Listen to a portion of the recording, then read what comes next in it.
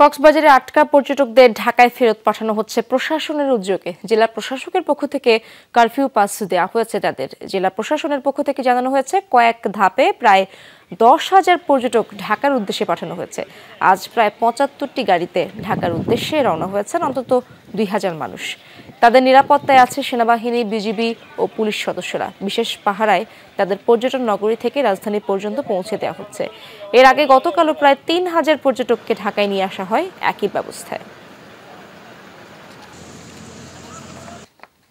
এখন আমরা অনেক কষ্টে ডিসি মহোদয়ের অনুমোদন পেয়ে পারমিশন দিয়ে আমাদের যাওয়ার ব্যবস্থা করে দিয়েছে। এটা একটা অনেক ভালো উদ্যোগ। সেই সাথে বিজিবি, আর্মি সবাই মিলে আমাদের সহযোগিতা করে পারমিশন চেক করে সবাইকে এক এক করে ঢুকে বাড়িতে পাঠিয়ে দিচ্ছি। আমরা গত শনিবারে যাওয়ার কথা ছিল, কিন্তু যাইতে পারিনি, বাসের টিকিট পাইনি অবরোধের জন্য। আজকে আমরা রওনা দিচ্ছি আর কি, আজকে যাচ্ছি। এসেছিলাম মূলত 3 দিনের জন্য। দেশের যে সার্বিক পরিস্থিতির কারণে আমরা 7 দিন থাকতে হচ্ছে।